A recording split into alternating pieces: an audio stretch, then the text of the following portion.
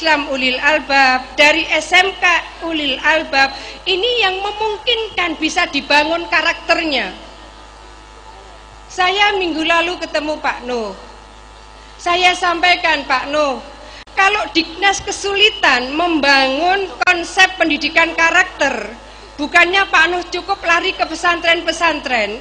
Pak Nuh melihat konsep bagaimana NU membangun bangsa ini, membangun konsep-konsep mabadi khairu ummah.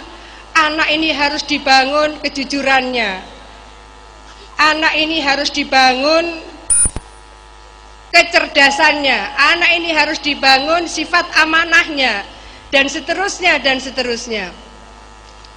Pada tataran seperti ini, Bapak Ibu yang saya hormati, di SMP Islam, di pondok-pondok pesantren, sebetulnya pendidikan karakter itulah yang menjadi pondasi bangunan dari semua muara akhir dari proses belajar mengajar yang dilaksanakan.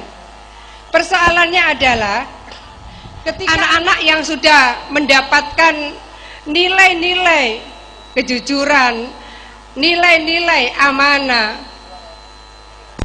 ketika dia masuk ke lembaga-lembaga birokrasi, ketika dia masuk ke lembaga-lembaga yudisial, apakah itu misalnya kejaksaan, apakah itu di pengadilan, atau dia masuk menjadi polisi, dia masuk menjadi tentara, dia masuk menjadi anggota DPR, di sana sistemnya sudah terlanjur sistem yang korup.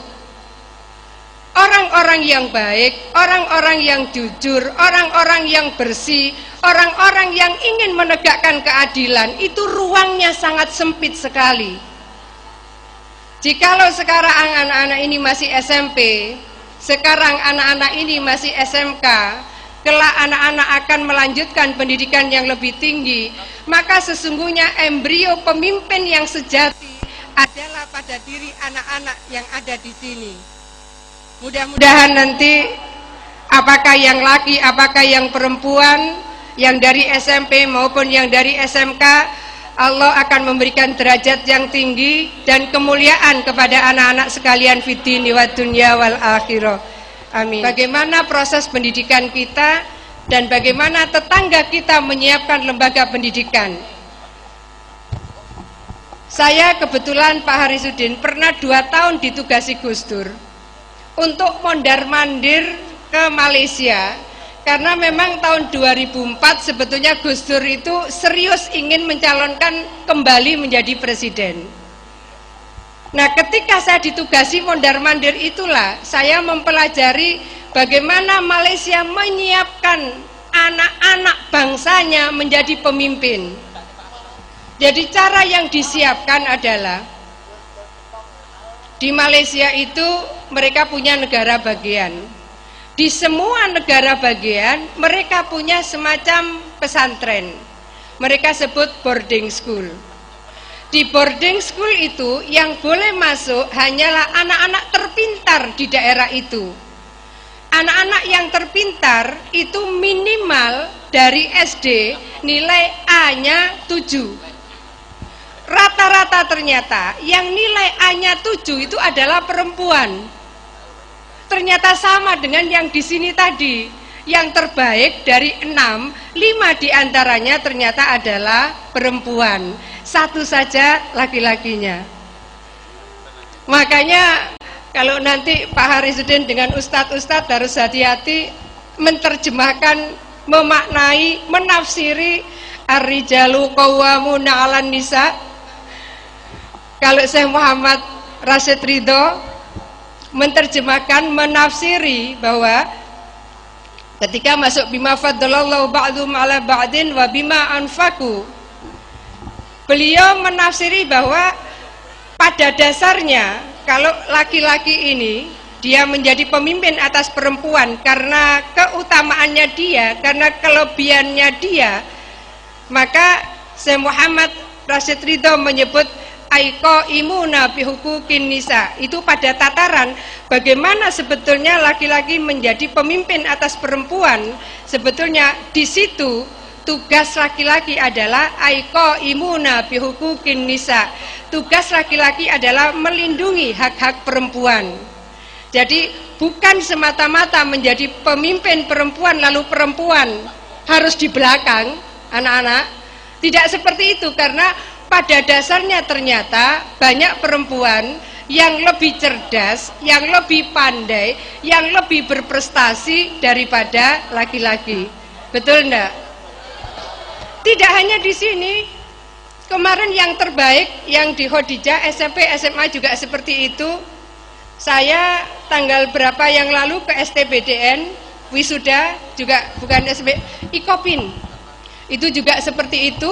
Bahkan pernah di STBDN 10 terbesar itu 1 sampai nomor 9 perempuan, nomor 10 laki-laki.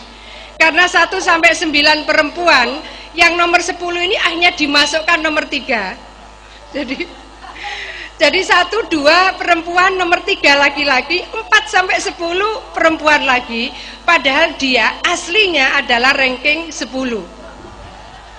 Ini tidak hanya di dalam negeri, di luar negeri juga seperti itu.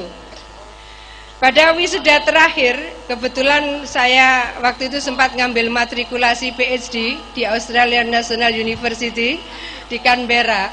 Itu pernah ketika Fakultas Ekonomi mewisuda, dari 10 terbaiknya ternyata 9 diantaranya juga adalah perempuan.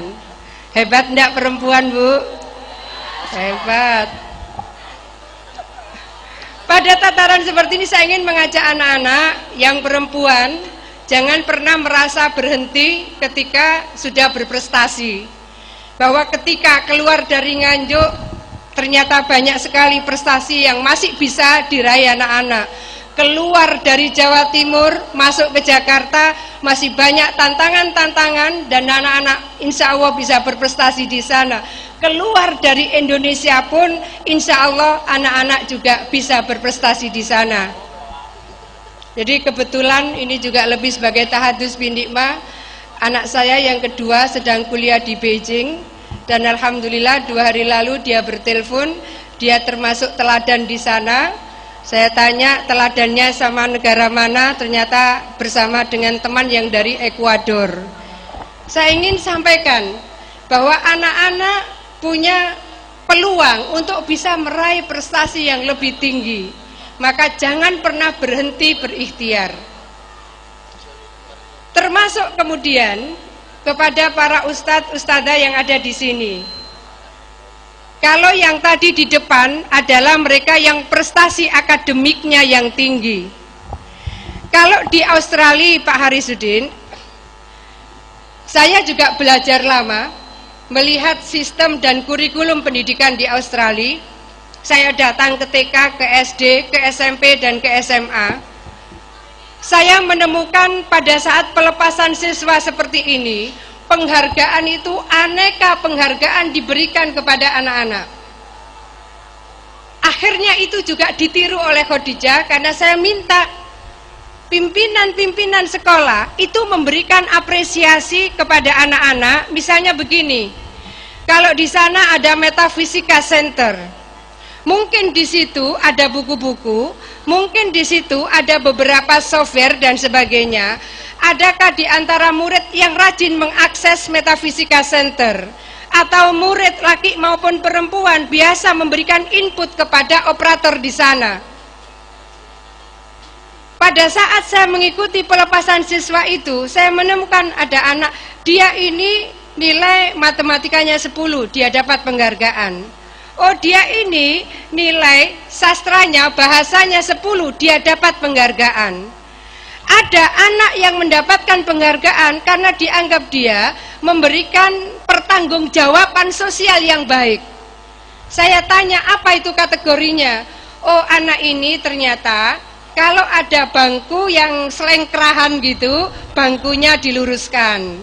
Kalau ada pulpen temannya yang tertinggal, dia rapikan. Kan ada boxnya.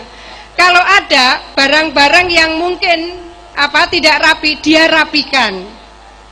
Saya tanya kepada sang guru ketika pelepasan seperti ini, kenapa penghargaan-penghargaan itu diberikan? Jawabannya menurut saya sangat tepat sekali. Beliau bilang begini, Australia tidak hanya bisa dibangun oleh orang yang hanya tahu matematika. Australia tidak hanya dibangun oleh orang yang tahu sains saja. Australia juga harus dibangun oleh orang yang ilmu bahasanya bagus. Australia harus dibangun oleh orang yang punya tanggung jawab bagus. Seperti ini jarang sekali kita beri apresiasi, karena orientasinya baru kepada orientasi akademik, belum kepada orientasi sosial kemasyarakatan. Padahal ketika keluar dari sekolah ini, pada skala yang kecil apapun, kemungkinan mereka akan menjadi pemimpin. Ketika mereka menjadi pemimpin, maka dia harus bisa menjadi pemimpin yang penuh dengan kearifan. Dia harus menjadi pemimpin yang penuh dengan tanggung jawab. Dia harus bisa menjadi pemimpin yang bisa mengakomodasi seluruh aspirasi masyarakat, dan seterusnya dan seterusnya. Pola-pola seperti ini menurut saya akan sangat bagus kalau di antara ustadz-ustadzah di sini memang sering melakukan interaksi, diskusi, seminar, training apapun dengan berbagai lembaga-lembaga lain di dalam maupun di luar negeri. Kalau tidak jauh-jauh, ketemu saja dengan konsulat-konsulat di Surabaya, apakah konsulat Australia, konsulat Jepang, konsulat Korea, terutama adalah dari Turki. Nanti kalau sudah bilingual ini jalan, dengan sendirinya para guru-guru akan perlu berkomunikasi, membangun kemitraan dengan berbagai negara-negara sahabat. Seperti hanya yang sudah terbangun di Khadijah, jadi kita ini mendapatkan native speaker dari Amerika. Ini sudah yang ketiga, Pak Harisudin, karena kalau sudah bilingual, anak-anak membutuhkan bahasa praktis sehari-hari, dan itu membutuhkan partner yang memang responnya sesuai dengan kalau kita mau bilang ini kan native speaker. Kalau kita ketemu dengan native speaker, orang yang aslinya berbahasa Inggris, itu akan berbeda dengan ketika kita menerjemahkan bahasa Inggris dari bahasa Indonesia. Jadi kalau terjemahan langsung kadang-kadang tidak terlalu tepat. Misalnya gini, kalau Bapak Ibu sekalian, tahu bahwa artinya kalau delicious itu enak, padahal delicious itu enak untuk makanan. Tapi ketika ditanya, kenapa kelihatan lesu? Oh iya, badan saya agak kurang enak. Jangan dijawab, my body is not delicious. Badan saya tidak enak, betul, tetapi kalau is not delicious itu tidak lezat namanya. Sama dengan saya menghargai bahwa ini MC-nya juga sudah bilingual, tetapi bahwa menyebut kepala sekolah itu tidak lazim dengan headmaster. Menyebut kepala sekolah itu lazimnya adalah prinsipal. Tataran-tataran seperti ini nanti akan terus terbangun. Sama halnya ketika yang saya lakukan di Khadijah, terus menerus memang bertahap harus dimonitor, karena pembiasaan itu menjadi penting bagi anak-anak. Bapak Ibu yang saya hormati, berikutnya saya ingin mengajak kita semua untuk bermuhasabah, terutama kepada Pak Diknas dan kalau ada dari Pak Depak. Ini sebetulnya muhasabah bagi kita sebagai umat Islam, muhasabah bagi kita sebagai keluarga besar pondok pesantren, muhasabah bagi kita terutama bagi keluarga besar Nahdlatul Ulama. Sekarang bahwa di berbagai tempat Pak Harisudin, anak-anak kita itu mengajinya, membaca Qur'annya, tajwidnya dan makharijul hurufnya seringkali tidak dipantau oleh orang tuanya. Orang tuanya akan merasa bangga kalau nilai UAN matematika anaknya 10. Orang tua akan merasa bangga jika anaknya lulus cum laude. Tetapi ketika pulang ke sekolah dengan prestasi akademik seperti tadi, apakah orang tua masih sempat ngetes anaknya?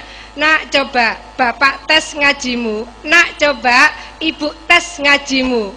Pernah ndak?